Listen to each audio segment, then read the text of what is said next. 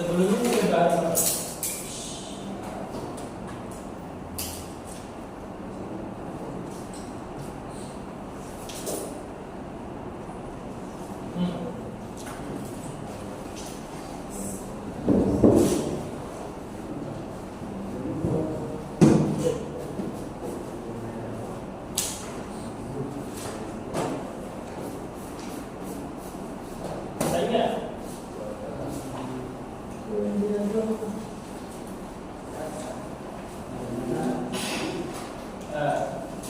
Tidak ada tiga kan?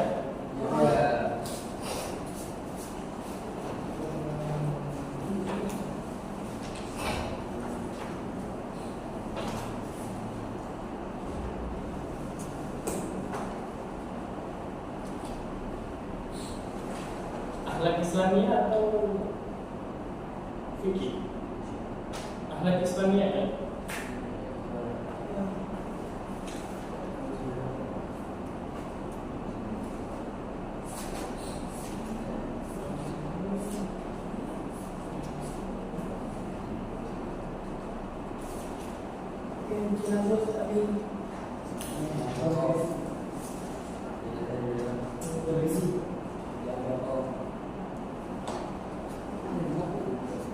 Yang mana saudara kunci kewajiban?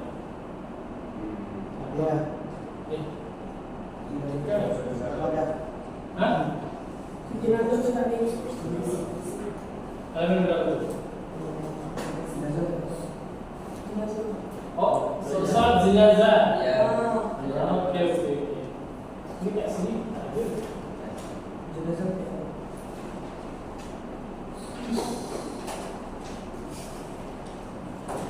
Oh, ini.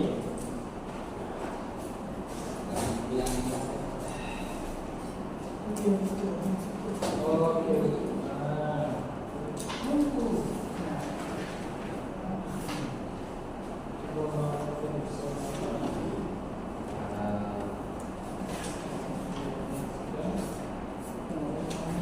Sudah habis kan yang ini, yang sodako kunci kebaikan sudah habis kan?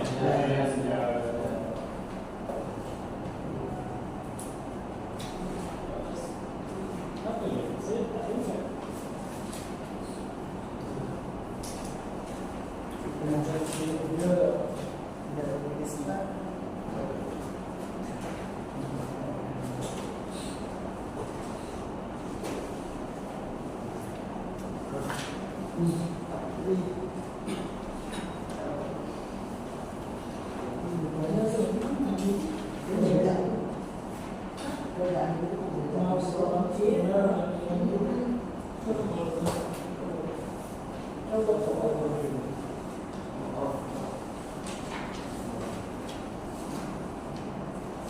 Pengurusan jenazah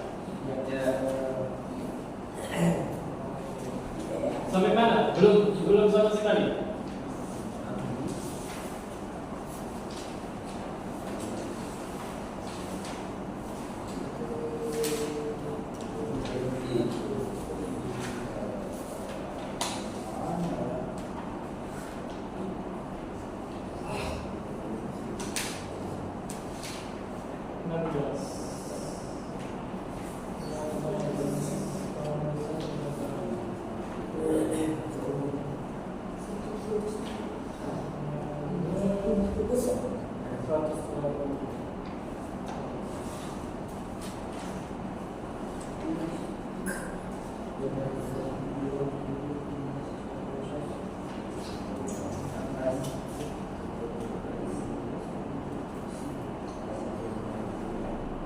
Belum sama sekali kan pengurusan jenazah ini? Belum.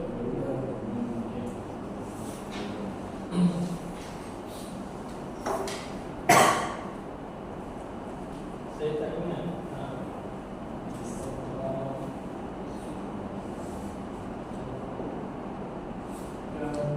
Pengurusan jenazah. Tapi sepertinya sudah apa belum nih? Habis. Sudah habis kan? Belum habis. Sampai mana? 130. 130.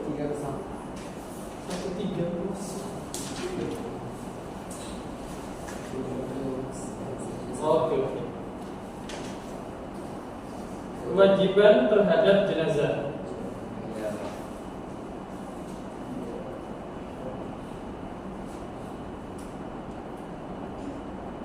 Ini ada 4 kan? Baca. 2,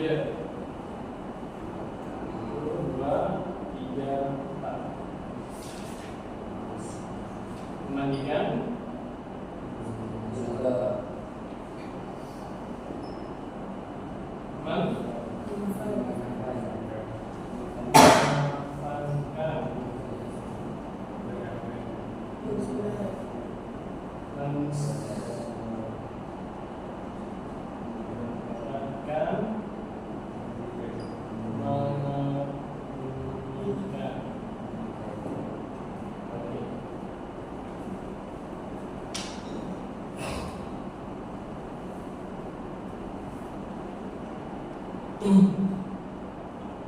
yang pertama memandikan jenazah.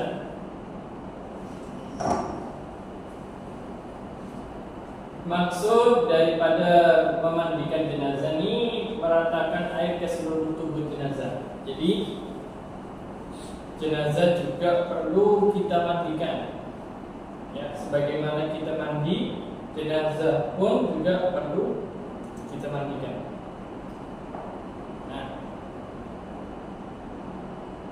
Tujuannya untuk membersihkan jenazah dan memuliakannya. Kan keseluruhan. Yang ada di bawah memandikan jenazah. Prisma ilmu. Mana-mana bagian badan yang terpisah semasa memandikan jenazah, seperti rambut, gigi atau kulit, hendaklah dikebumikan bersama-sama dengan jenazah. Seperti rambut, gigi atau kulit.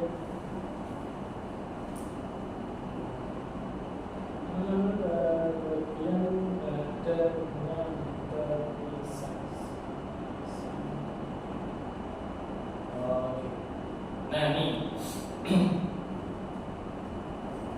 bagian tersebut seperti rambut, gigi ataupun kulit semasa jenazah itu biasanya rambut ini akan rontok itu apa? Gugur. Akan gugur, ya, akan gugur, terjatuh. Nah, ini jikalau banyak, ya, banyak yang gugur, banyak yang jatuh, kalau bisa kita pilih daripada rambut tersebut, daripada rambutnya jenazah, kita pilih, kita kumpulkan. Kita kumpulkan tuh apa? Jadi kita ini kan jatuh. Nah, kita pilih satu-satu, ya. Kalau banyak, kalau sedikit apa, masih dimaafkan. Tapi kalau banyak, ya, banyak bisa kita pilih, Nah, itu kita harus mengebumikan bebarengan itu bersama-sama dengan jenazah. Jadi ini yang harus kita perhatikan, ya, karena apapun bagian daripada jenazah tersebut kita harus kumpulkan, dan kita kebumikan. Nah, tak boleh kita buang, ya, harus dikebumikan bersama jenazah tersebut. Nah, itulah mengapa ketika ketika semasa jenazah itu misal mempunyai kuku atau kuku ini apa? Kuku sama ya. Nah, kuku ini tak boleh kita potong daripada jenazah tuh. Ketika manusia sudah menjadi jenazah, tak boleh dipotong. Nah, biasanya kalau ke Indonesia tuh pakai batang daripada daun sirih. Kalau ke sini sama? Tak tahu apa gimana? Tak tahu. Ini memandikan jenazah itu meratakan air dari seluruh tubuh jenazah, ya, mulai dari ujung rambut sampai ujung kaki kita ratakan, kita masukkan, ya, daripada air tersebut. Nah, ini ke celah-celah daripada lipatan-lipatan tubuh jenazah. Nah, harus dimasukkan air, harus kena air. Nah, ini biasanya kalau di Indonesia ini dibersihkan dengan daun batang daripada daun sirih. Itu kan batang daripada daun sirih itu agak keras. Macam ini yang kat bawah tuh ada daun sirih. Katanya kita guna untuk membersihkan sela-sela daripada tubuh jenazah. Nah, tuh, jadi tak boleh memotong rambut jenazah ini, tak boleh. Ya. Kita biarkan. Jikalau ada sebahagian rambut yang tersisa daripada jenazah itu yang masih ada dalam tempat pemandian, nah, kita kumpulkan, kita sucikan dulu, kita kumpulkan. Nah, kaifiat memandikan jenazah. Yang pertama, meletakkan jenazah di tempat yang agak tinggi untuk memudahkan air mengalir. Nah, kalau kat sini cuman tempat memandikan jenazah. Ada tempat sendiri. Biasanya gimana tempat memandikan jenazah? Pakai keranda. Keranda ada macam tinggi bersih, itu ada lubang air. Lubang setengah lingkaran macam ni. Kat Indonesia tuh macam ni.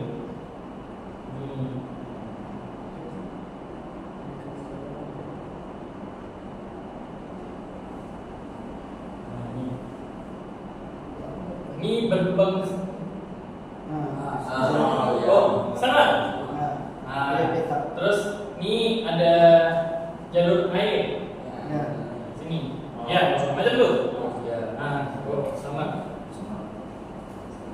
Nah, untuk memudahkan air mengalir. Yang kedua, memastikan aurat jenazah tertutup. Nah, ini biasanya kalau kat sini kita mandikan di rumah jenazah atau ada tempat khusus. Boleh pilih. Oke. Kalau kat rumah jenazah biasanya ditutup kain tak? Ya, tutup ni. Ini ada pilih. Ada semacam tenda.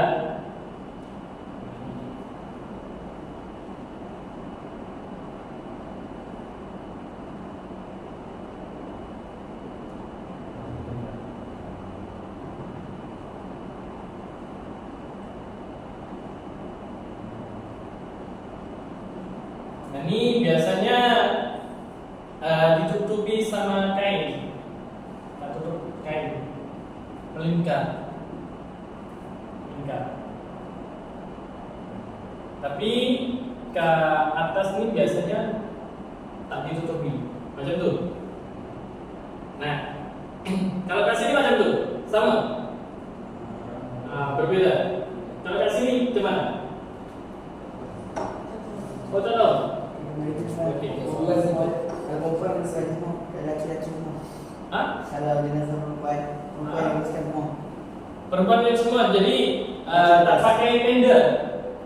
Tak. Oh, jadi ada orang kain kain itu berputar, dipegangi sama orang atau gimana? Macam kalau menguruskan jenazah perempuan, Ah, semua perempuan lelaki tak boleh ada situ, semua kena keluar. oke, sama. Itu daripada syariat, tapi yang saya bahas ini, gimana memandikan jenazah ini itu kena harus tertutup semua. Nah, tertutup. Jadi orang lain pun itu tak boleh sampai melihat jenazah. Jadi kena harus ditutup. Nah, kalau kayak Indonesia ada sebagian tuh yang masih terbuka ke atas. Nah, ini agak kurang tepat, ya. Seharusnya semua harus kena tutup, semua, kanan, kiri, atas. Yang atas ngapain balah pakai tutup?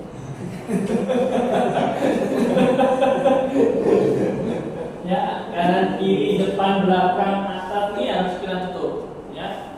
Kenapa? Ada suatu cerita tuh saat siapa tuh? Saat masa Sayyidatina Fatimah Zahra ketika beliau wafat, itu beliau tak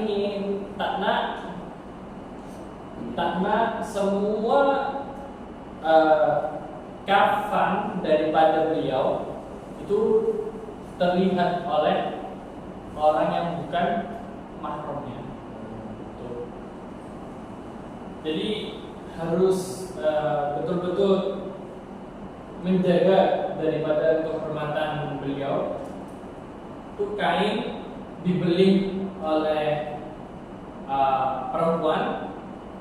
Nah, ini kain ini tak nampak sama sekali oleh mata daripada seorang laki-laki yang bukan mukmin. Dan semua ini bilik pemandian beliau itu tertutup, tak ada yang terbuka. Kalau kat Indonesia tuh yang atas biasanya yang terbuka, kalau lainnya tertutup. Yang atas aja yang terbuka. Jadi aurat tuh harus tertutup. Nah, yang kedua, biasanya jenazah tuh kita tutupi sama kain. Nah, semacam ini tak ada. Ini jenazah.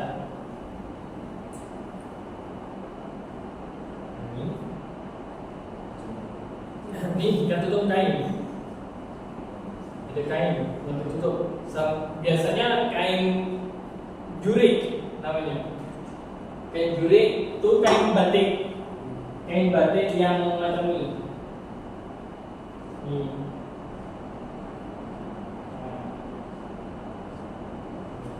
Tahu? Tahu. Kalau kat sini ditutupi sama kain apa? Kain batik juga. Oke, sama. Nah, menekan perut jenazah untuk mengeluarkan najis dan kotoran. Nah, ini ya. Jadi jenazah itu kita mandikan. Ini semacam jenazah nih. Ini kepala, ini kaki. Nah, kita urut. Ditekan. Supaya keluar daripada kotoran dan najisnya. Ketika jenazah, kalau kita hidup, kita urut nih, tak bakal keluar kotoran. Ya. Ketika sudah menjadi jenazah, kita urut, ini akan keluar dengan sendirinya. Tanpa diurut pun, kotoran pun akan keluar dengan sendirinya. Karena dulu saya pernah ikut memandikan jenazah tetangga saya. Karena gimana ya? Kasihan karena pada masa itu tak ada orang yang nak memandikannya. Jadi saya sebagai penolong membantu seorang mudin. Mudin itu orang yang mengurusi jenazah. Kalau kat sini apa namanya? Ustaz kan? Ustaz atau sama mudin? Hah? Apa? Mudin? Hah? Pagi apa? Tak tahu. Ada orang yang mengurus tadi. Ya itu. Kalau ke Indonesia tuh namanya mudi. Mudi.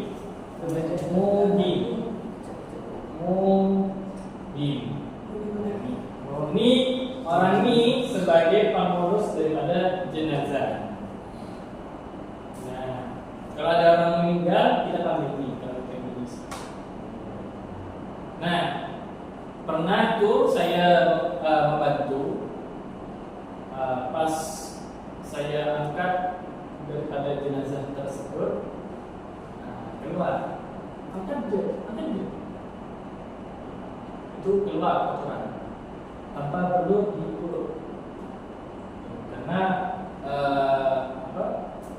urat tak ada yang hidup, udah sistemnya udah mati, jadi lebih senang untuk mengeluarkan kotoran yang ada kat perut. Nah, itulah sebabnya ketika kita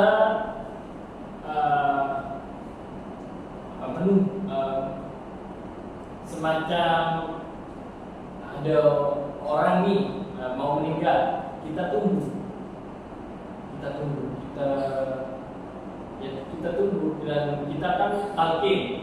Nah, sebelum kita talqin, orang ini kan pasti beberapa hari itu makan, dimasukkan apapun pasti dia makan, roti ke nasi ke atau apa itu pasti ya ada sisa-sisa.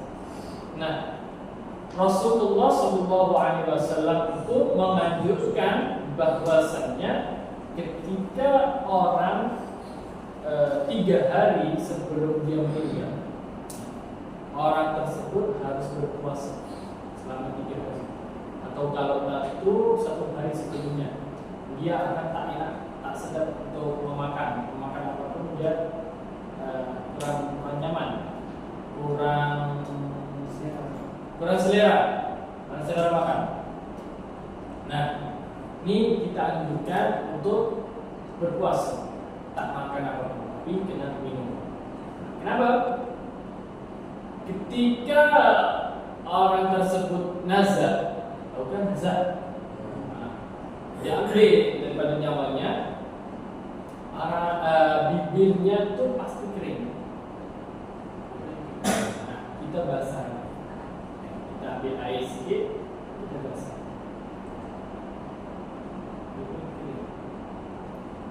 Tak tahu alasannya. Itu saya dapat ilmu daripada majelis itu. 3 hari atau 1 hari sebelumnya kita harus berpuasa, ya. Orang tersebut harus berpuasa, dan ketika beberapa jam pasti ada tanda-tanda bibir kering, dan ini kita harus basahi terus. Supaya apa? Supaya orang tersebut senang bisa melantunkan kalimat thayyibah, kalimat Allah la ilaha illallah, agar senang karena bibir dia basah. Itu sebagai wasilah, ya.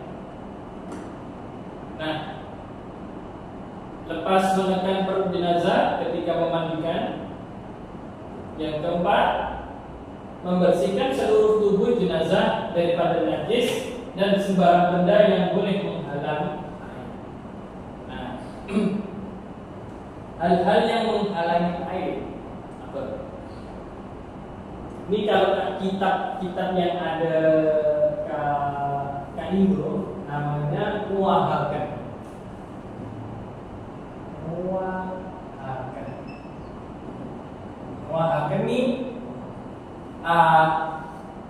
Air bisa berubah karenanya. Apa contohnya? Udah.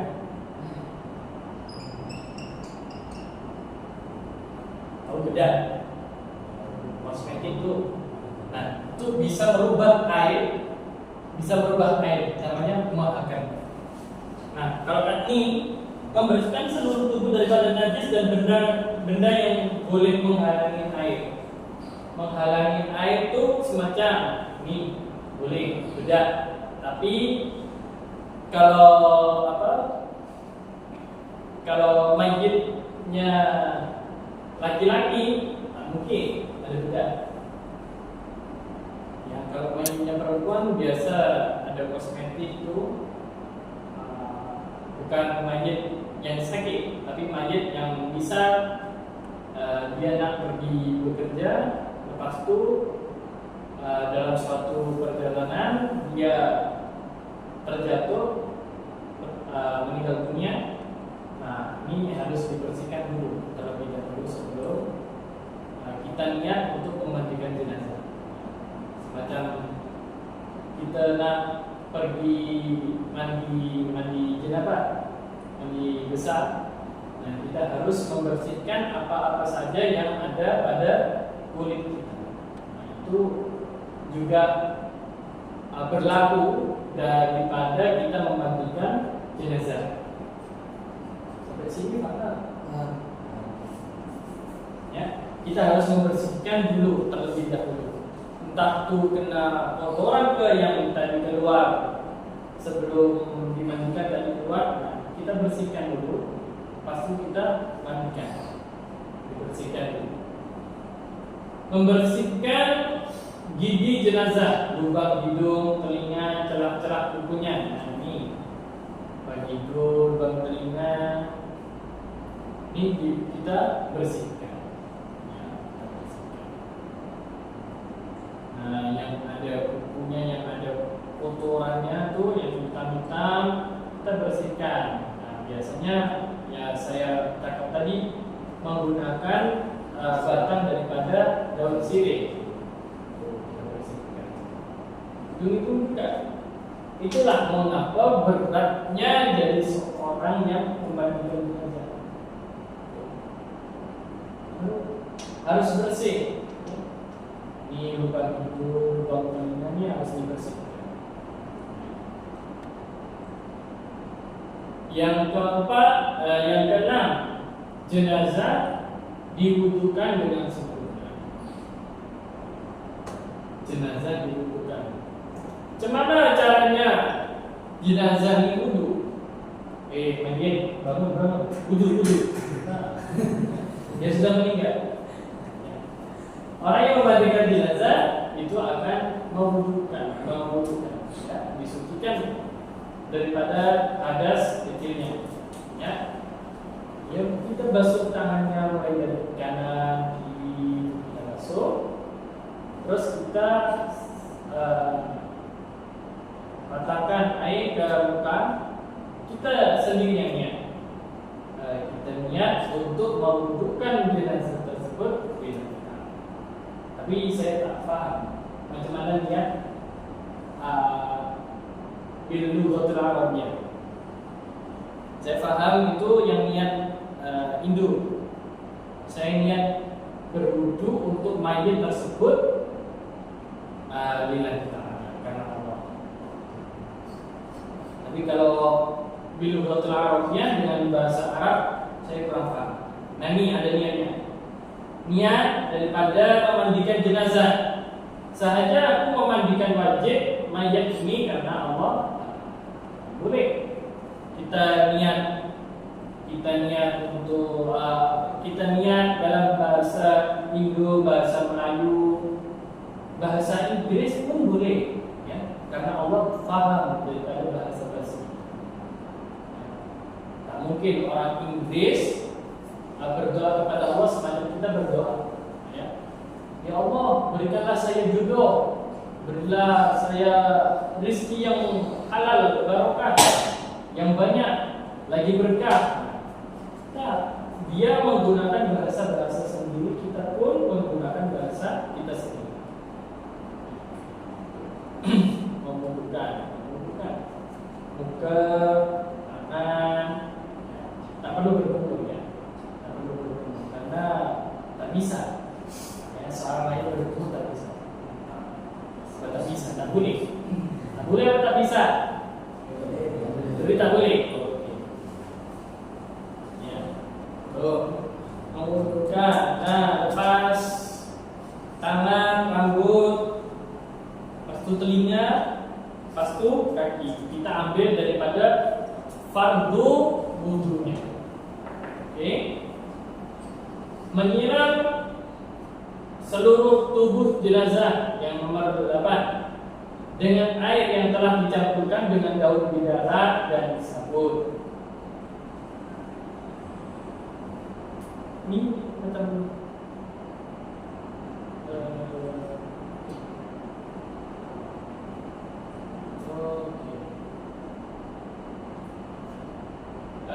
biasanya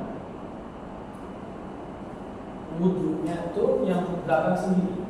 Ini kenapa ada di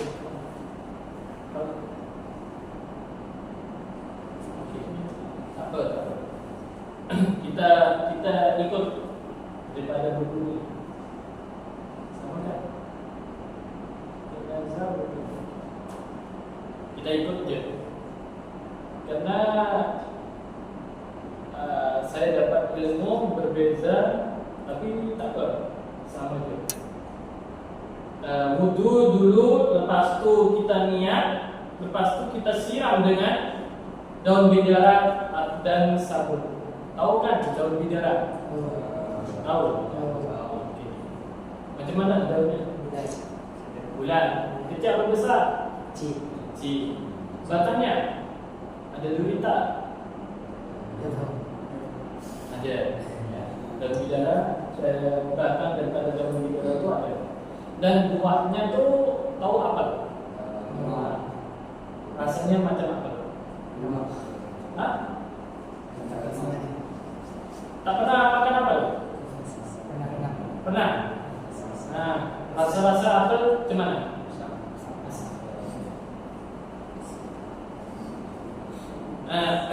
Pernah makan buah bidara? Tak pernah? Pernah? Macam mana rasanya?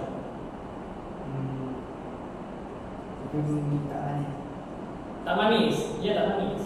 Buah bidara tak manis, tapi dia asam. Macam mana? Sepat. Tahu tu sepat? Sepat. Ya semacam apel lah. Apel tapi dia apelnya masih hijau. Atau apel hijau, macam mana rasanya?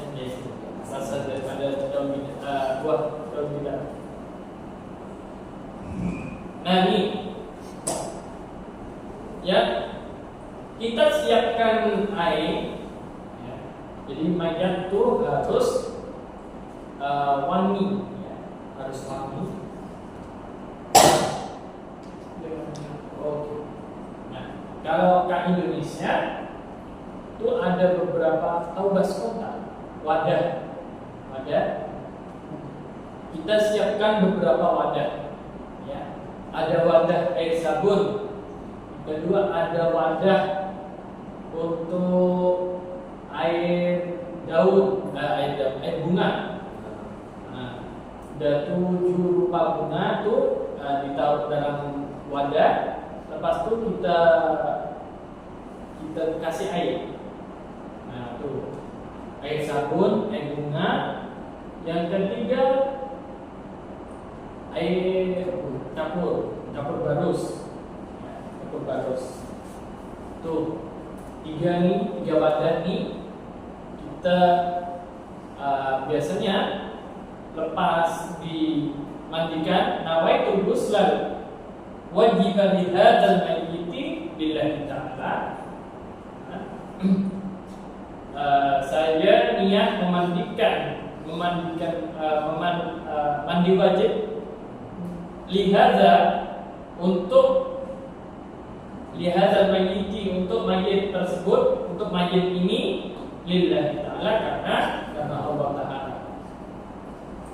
Lepas itu kita sabun, ya, sabun, air sabun ini kita ratakan. Nah, kemarin saya sudah cakap, kita kalau hendak memandikan jenazah kita harus hati-hati, karena jenazah kita sentuh pun dia akan terasa sakit sangat. Harus hati-hati dengan perlakuan yang lembut. Ya. Nah, kalau lakukan kita kok digosok itu pusat gosok, gosok, tapi jangan sakit, ya, si mayit sakit. Yang penting tubuh tersebut sudah kena air daripada air sabun dan daun bidara. Nah, lepas itu kita bilas lagi. Lalu bilas seluruh tubuh jenazah. Yang terakhir kita campurkan air daripada air kapur barus. Nah, air kapur barus ini, ya, kapur barus itu yang bulat-bulat. Kalau kat sini sama bulat-bulat. Nah, kita tumbuk, tahu tumbuk. Kita haluskan, ya. Nah, sampai halus semacam bedak tuh kita campurkan sama air, itu akan hilang, ya, semacam larut dalam air tersebut. Lalu kita mandikan, ya, kita ratakan ke seluruh tubuh jenazah tersebut. Nah, kalau kali Indonesia, lepas itu kita yang terakhir itu pasti kita wudu, ya, wudu untuk jenazah tersebut. Itu yang ilmu saya dapat tuh. Jadi wudunya tuh ada pada belakang. Nah, kalau ke sini ada pada depan. Tapi tak apa. Kalian wudu, lepas itu mandikan, kasih sabun, bilas, terus kasih air kapur tadi, lepas itu kita wuduin, tak apa. Kita wudu tak apa, tak diwudu tak apa, karena sudah diwudui yang pertama tadi. Oke, itu dia. Ini tak perlu. Semua ilmu sama, ya, semua ilmu sama, tergantung daripada kebiasaan masyarakat setempat. Ya, macam mana masyarakat tuh adatnya macam mana. Ya, kita ikut masyarakat setempat. Saya berasal dari Indonesia, ya saya harus ikut kebiasaan daripada orang Indonesia. Kalian juga, kalian begitu juga. Ya. Kalian orang Malaysia, orang Melayu, kalian harus mengikuti adat dan istiadat daripada kebiasaan orang Melayu. Ya. Kalian mengambil hukum, dan juga harus tepat. Jadi pernah nih suatu cerita yang insya Allah kita lanjutkan minggu depan tentang mengamankan jenazah. Saya tulis dulu. Nanti ada yang tulis.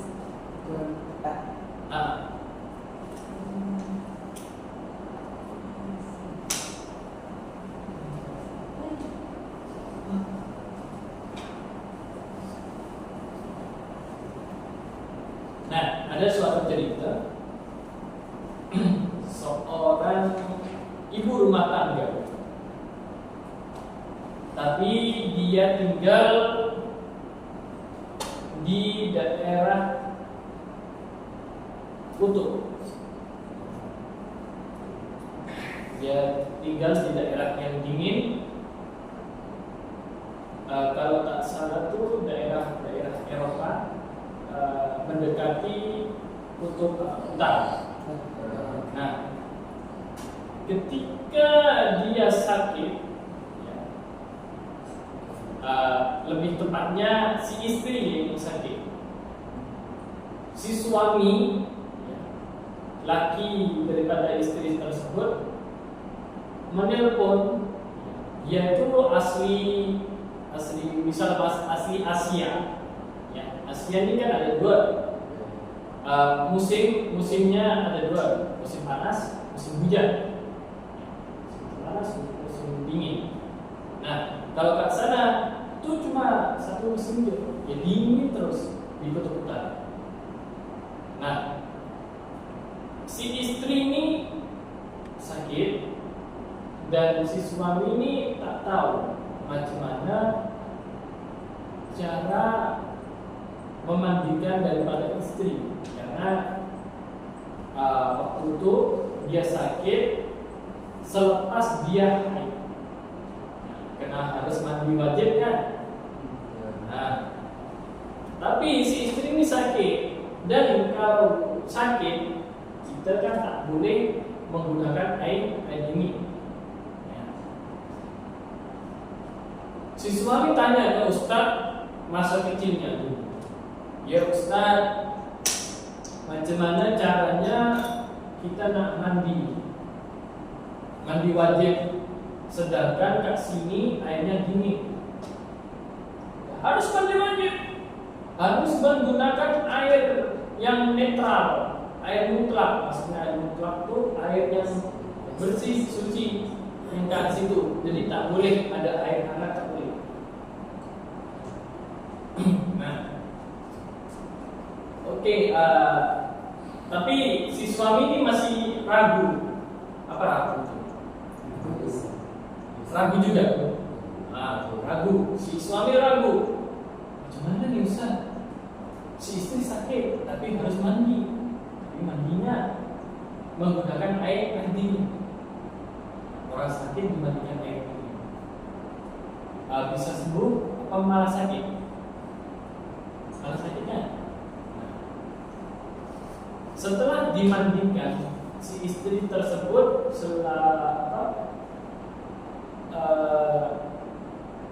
dalam beberapa masa, mungkin setengah jam dari selesai dia mandi, si istri ini menggigil sampai mimisan atau mimisan, keluar darah daripada hidung. Nah, setelah mimisan, si istri ini cakap kepada suaminya, "Hai suamiku, sepertinya ajalku akan dekat." Karena apa? Si istri selesai dimandikan tuh macam badannya tuh lebih sakit daripada sebelumnya. Tak lama kemudian si istri ini benar-benar meninggal dunia. Nah, lepas itu dia kenal daripada seorang ustaz setempat yang ada di daerah Kutub Utara. Dia tanya kepada Ustaz, apakah boleh ketika kita sakit, udara di luar dingin, air pun dingin, ya. Nah, kalau Kutub Utara, ketika sudah memasuki musim dingin, itu kan sudah salju. Nah, air ini membeku. Ketika air membeku, yang sudah tak mungkin manusia ini bisa tahan terhadap air tersebut, orang kat sana tuh harus memanaskan air dulu, terlebih dulu, lepas itu dia boleh bisa mandi. Akhirnya tanya kepada ustaz tersebut, "Ustaz, saya punya persoalan ini, bolehkah saya mandi tapi menggunakan air hangat yang sudah dipanaskan?" "Boleh," kata ustaz tersebut, "boleh."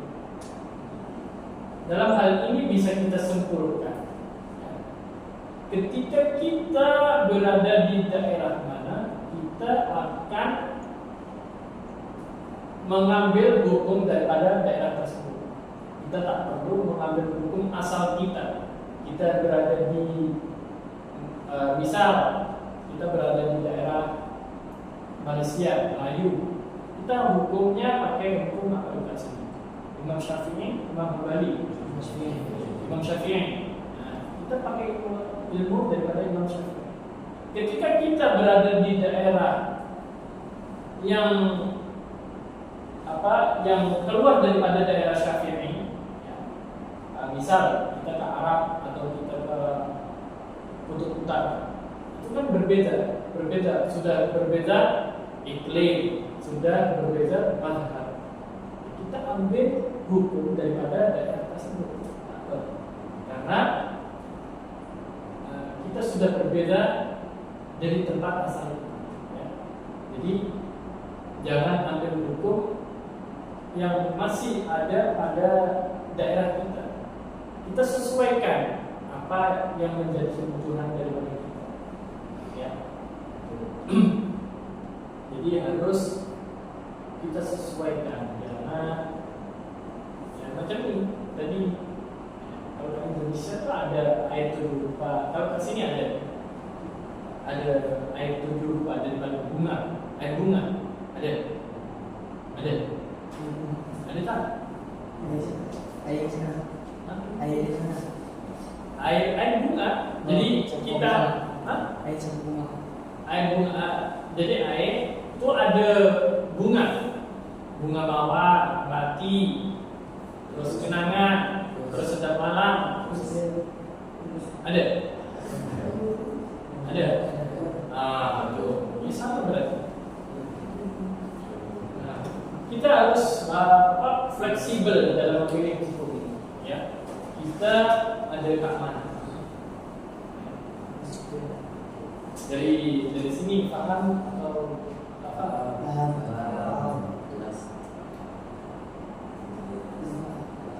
Ya. Dan kita harus berhati-hati.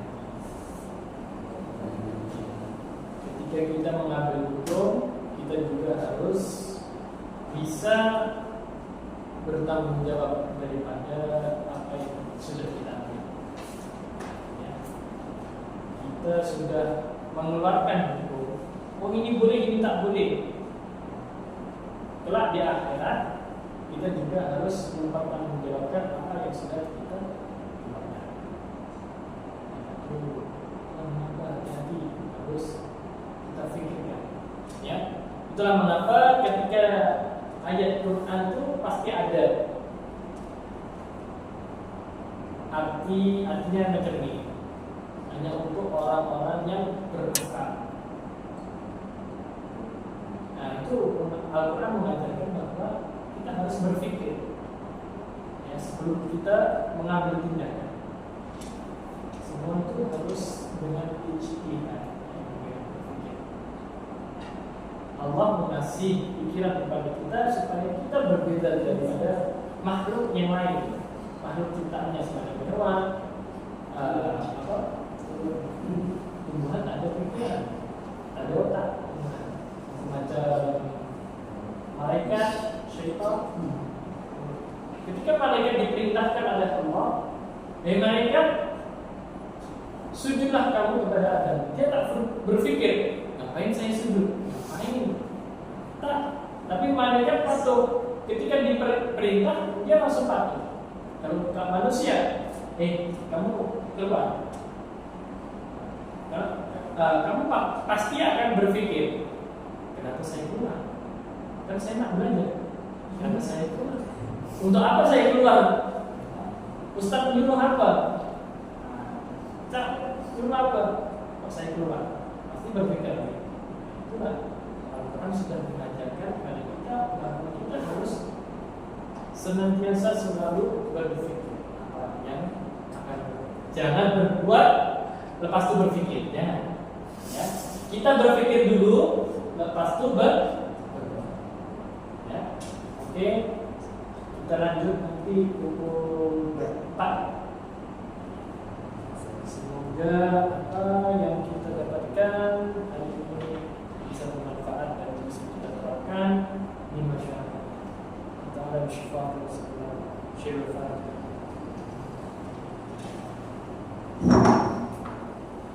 Rabbi fa'fa'na bi barakatihi wa bi nafsina wa rahmatullahi wa ma'afatan min al-fitani wa sallallahu alaihi wa sallam. Alhamdulillah. Assalamualaikum warahmatullahi wabarakatuh.